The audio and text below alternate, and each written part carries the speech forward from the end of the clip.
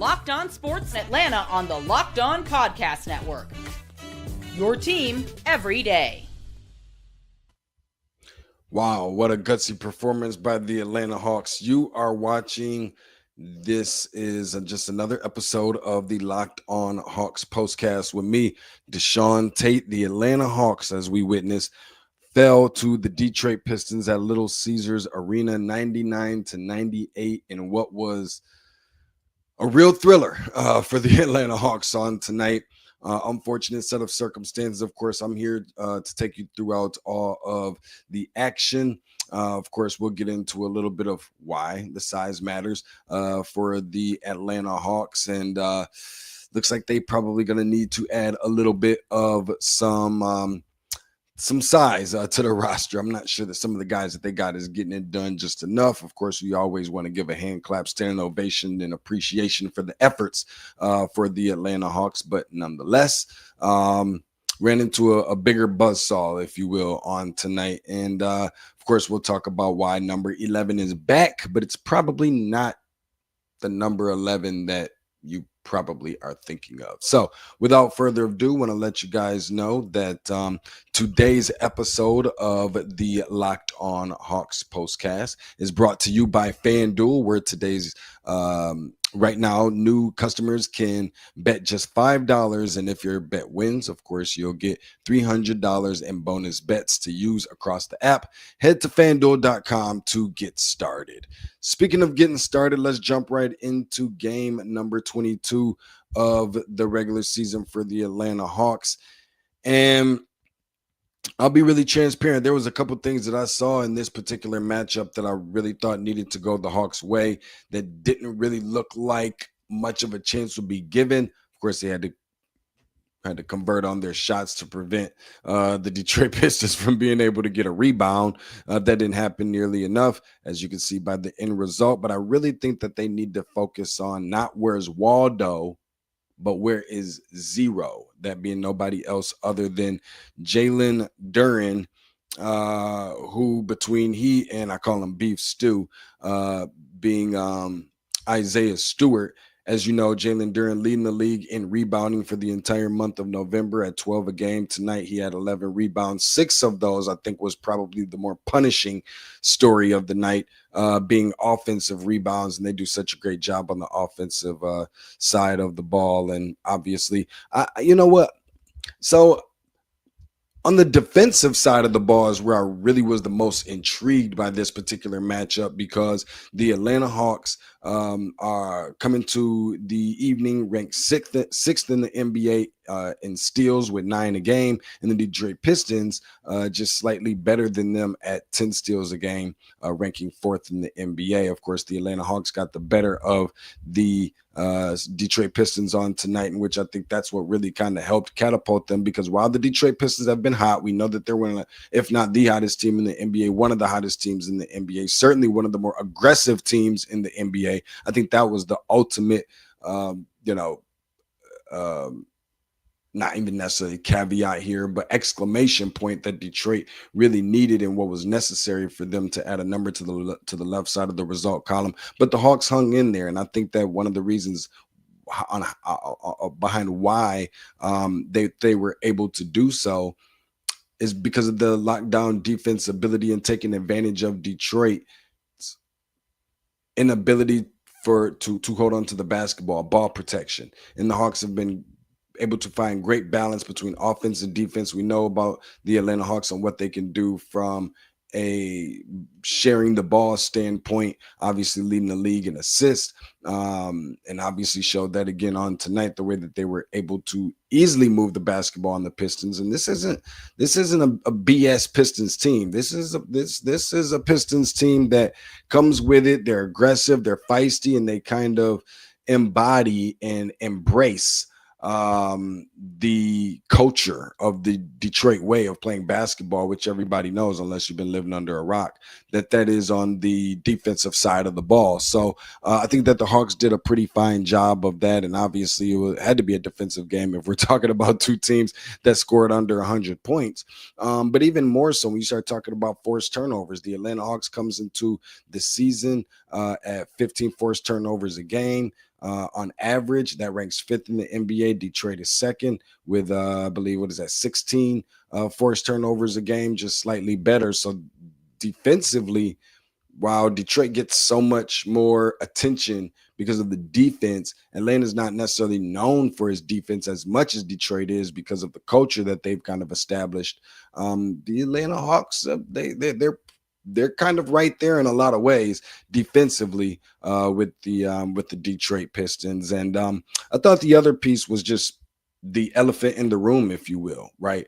It is where I felt like the Atlanta Hawks needed to match the physicality and the intensity by punching back, which I think was very important for the team on tonight against the Detroit Pistons. And I think that they did a good job of that. I mean, in the end, obviously, it got a little bit ugly, which we'll talk about in the next segment. But I still think that the Atlanta Hawks did a good job of punching back, and you consider in the circumstances of everything. Obviously, the Atlanta Hawks are playing without Trae Young, they're playing without Kristaps Porzingis, and a lot of people say, "Oh, duh." Unless you've been living under a rock, you'll probably know that already. But I definitely always like to make sure that I go above and beyond in mentioning that because it does play a big part of all of that. And not having a Kristaps Porzingis is something that I'm constantly going to continue, a narrative I'm going to continue to push, keep pushing until we're able to see him in action consistently. Why he wasn't available to play, on one of the back-to-backs, I don't know. I got a feeling as to exactly why, but there holds no validity there, and that's another reason why now the Atlanta Hawks, who came into the game 3-1 on the back end of its back-to-backs, is now 3-2 from such things. So I think that they did a good job by punching back and didn't allow the Detroit Pistons to just overpower them, even though that the Pistons were a bigger team. A 6'6", 6'7", 6'8" point guard, for crying out loud, being Cade Cunningham. And obviously you've got, Isaiah Stewart up front, and Ron Holland is not, a small guy. And obviously you've got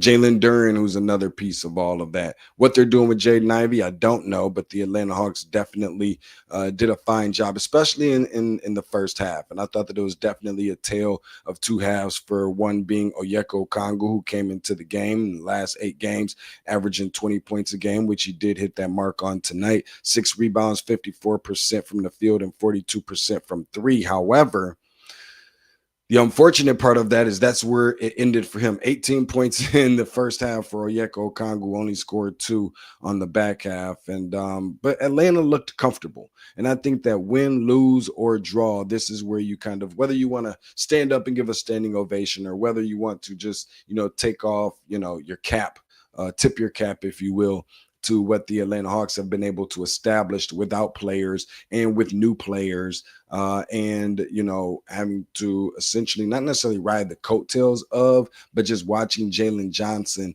step in and while not necessarily in one of his better games that he's been having, we all know what kind of a tear that he's been on in the last 2 games coming in: 70 points, 26 rebounds, 19 assists, 49% from field, and 7 for 15 from 3. And that's just in the last 2 games alone, solidifying himself yet again as an all-star, not in one of his better games, but still able to meet his mark, not only from a stat sheet standpoint, and meeting his mark from a scoring standpoint, also coming into the game with, I think he's had like 7 assists, I believe, in so many consecutive, I think 11 consecutive games, make that 12 consecutive games. Now he was able to make that mark as well. But what he's done from a leadership standpoint and putting his team on his back and leading them, I think has been tremendous. 29 points for him on tonight.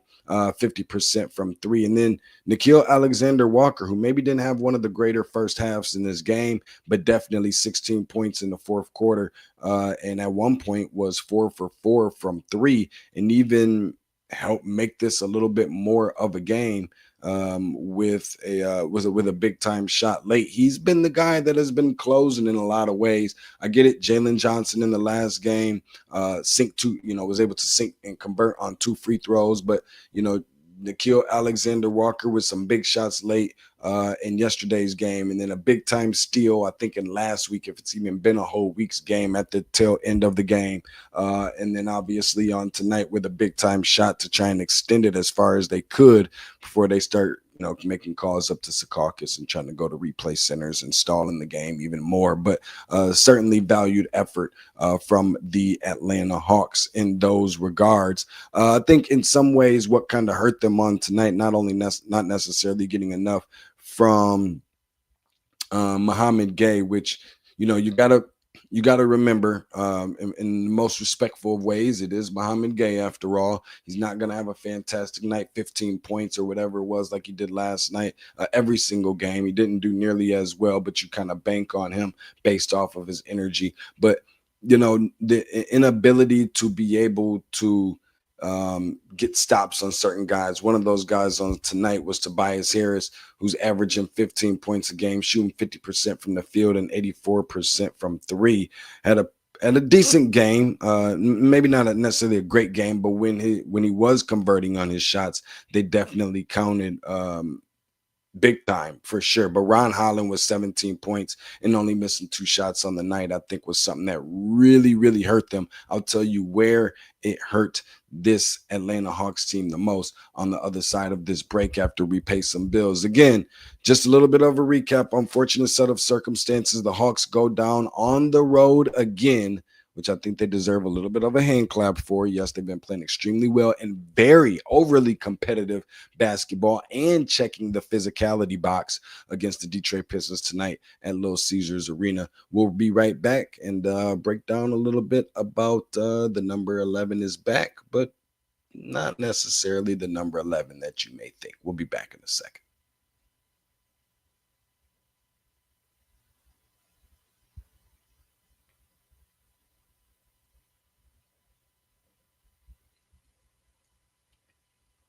This episode of the Locked On Hawks Postcast is brought to you by Prize Picks.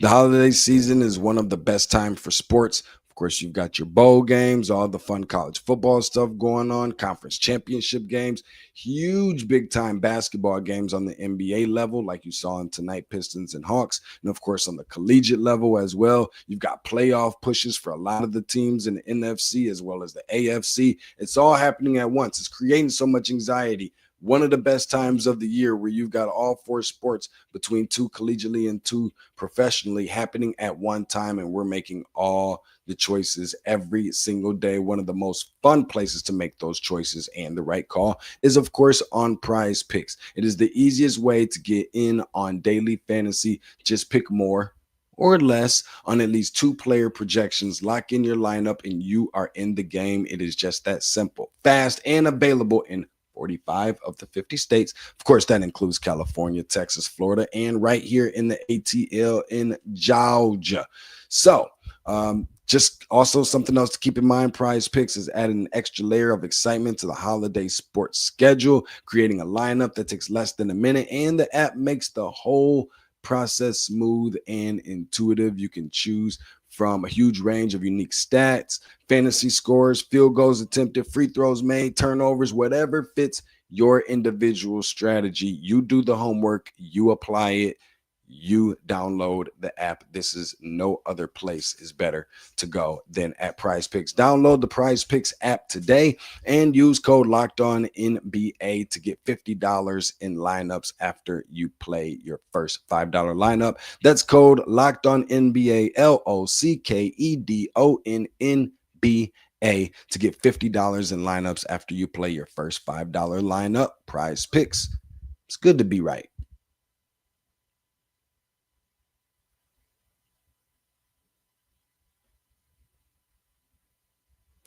This episode of the Locked On Hawks Postcast is brought to you by FanDuel. NFL Sundays move really, really fast. We just had one yesterday, got another one that's going to be coming up, even more coming up as we get closer to the big one of them all, the granddaddy of them all. Most people think that that's the Rose Bowl. It's actually the Super Bowl, and one big play, and suddenly everything feels so different. That's what makes live betting, which is one of my favorite things to do with FanDuel, so exciting. I created my account. Did you? If not, you might want to get on top of that relatively quickly. You can put a little bit of extra money in your pocket. You don't want to be caught as the mom or the dad or the uncle or the auntie or the cousin or grandfather, godfather, godmother, grandmother, whoever that didn't leave that kid any gifts underneath the tree. So make sure that you get right up on top of that. It makes live betting with FanDuel so much more exciting. You're not just watching the game, you're reacting to it in real time. And with FanDuel, you can place your bets as the action unfolds. Every drive, every momentum swing, every highlight moment. Who couldn't possibly love football at this time of the year? Live betting is best when the game starts to shift, a receiver gets hot, a defense tightens up, or the momentum flips after a turnover. Whatever the case may be, FanDuel lets you jump right into the moment. Live spreads and money lines adjust instantly. Player props update as guys heat up. You can bet on the next touchdown score, the drive results, totals, and so much more. If you want to be right in the middle of all the action this season, just visit FanDuel.com and place your NFL live bets all season long. FanDuel, the game moves fast, so can you.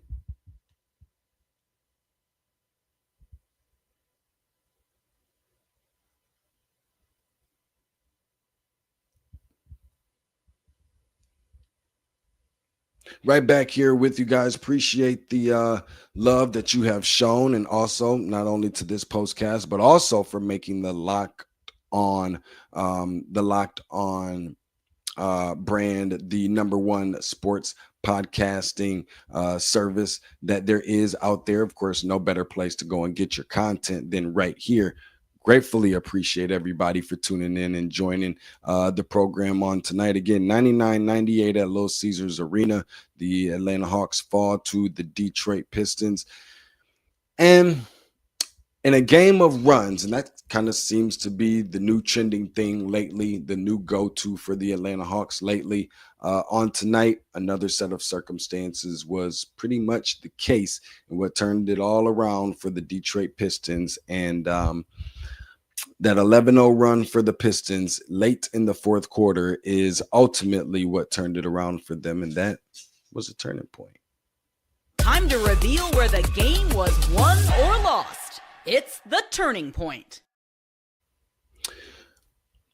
Where we saw ultimately a 9-0 Detroit Pistons run to end the third quarter, I thought is pretty much where we would have liked to have seen the start of the downhill slope that the Atlanta Hawks were skiing on in that final 2 minutes of the third quarter. Jalen Johnson is subbed out. Dyson Daniels is subbed out. The Atlanta Hawks have 2 turnovers and shoot 0 for 2 from the field. Both of those misses coming from Onyeka Okongwu, in which, you can't blame him. He's been shooting so good from the field lately and looking really good, especially got to remember a backup option for the Atlanta Hawks who paid dividends by giving him some starting minutes on last year when Clint Capella was just not active in the lineup. Follow that up. Detroit had 2 blocks during that stint. Ron Holland brought some energy and some aggressiveness, as I alluded to earlier. The Atlanta Hawks in that span go from being up by 1 to trailing by 6. You follow that up with a 12-2 run by the Atlanta Hawks in the fourth quarter in a span of 3 minutes. And not only that, but after just one possession score by the Atlanta Hawks, by the Detroit Pistons, the Atlanta Hawks go on another run of their own, which I thought was really close to sealing the deal if the Atlanta Hawks could continue to match the intensity and the physicality of the Detroit Pistons. A 6-0 run for Atlanta in the fourth quarter. But with such a tight game and very minimal margin for error and mistakes, is where it all came down to the number 11, a Detroit Pistons 11-0 run. Following a Jalen Johnson converted 3-point shot with 5:35 remaining in the fourth quarter, where the Hawks were up 89-84. How about this? Try this on for good measure. Danis Jenkins had in that 11-0 run, two offensive rebounds, which everybody, unless you've been living under a rocker and maybe it's your first time listening to the show, appreciate you for listening and paying such close attention to it. By the way, even if you're a listener for later on, knows how I feel about offensive rebounds, right? Gotta have those. Those are the things that makes and breaks deciding factors in games. This is just more proof of that. Dennis Jenkins in that span, 2 offensive rebounds, a Sore Thompson, a block on Nickeil Alexander-Walker, stepping up their defense again, talking about the Detroit Pistons. Jalen Duren with an offensive rebound, Cade Cunningham with a defensive rebound, a Sore Thompson with a defensive rebound, and then Big Beef Stew, Isaiah with the defensive rebound, really kind of hurt the Atlanta Hawks late in the game. And I think that's just kind of really where we saw the Atlanta Hawks, not only just necessarily about running out of gas, and I know that that's just such a cliche thing to say, but it's something that I really think happened. This has just been really tough for the Hawks. I get it in that span, 0 for 3 from the field, 2 turnovers, whatever. But this is something that's been really tough for the Atlanta Hawks because of all the traveling, right? I think they've played the most road games in the Eastern Conference, which I really kind of feel like is maybe the most road games played so far in 22 games in the entire NBA. And to do it as well as they've done it without stars, without, with an emerging star, if you will, making it, perhaps maybe a little bit easier for some of the opposition to do some homework and make some adjustments to what Jalen Johnson and some of the other guys like to do. Vit Krejci didn't step up and play nearly as well on tonight. I get it. The bench as well was outscored by the Detroit Pistons 37-9, which was extremely, extremely lopsided. Fast break points outscored 21-13. Paint points outscored 58-42. And just from a rebounding standpoint, I think it's just really where the difference was told in this game. 60 rebounds for the Detroit Pistons, 34 for the Hawks. But none of that to the dismay of what the Atlanta Hawks were able to do, because despite all those things, despite being up against it from a size standpoint, despite being without star players, despite having one of his better nights from an emerging star, also being on the second half of a back-to-back. I mean, all of these different things, not excuses, but certainly things that make differences in basketball games when you're playing so much on the road and it feels like you're in a different, time zone every other night.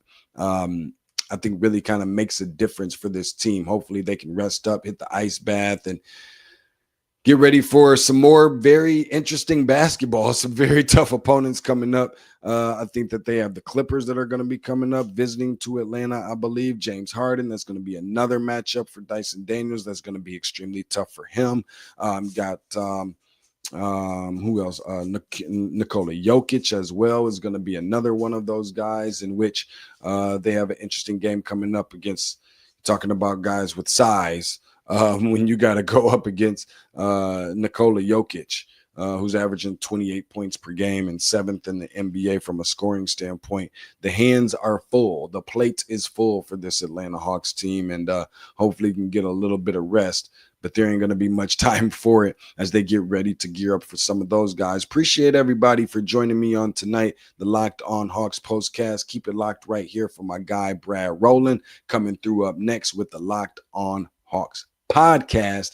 We'll check you guys out here for the immediate reaction and post-game coverage of the Atlanta Hawks against the Los Angeles Clippers, which I believe is the next game. Appreciate everybody for showing some love, and appreciate you for making the Locked On Hawks, for making the Locked On Network the #1 podcasting network that you can find around. Appreciate everybody for showing some love. See you back here on the next one. Peace up. A-Town down.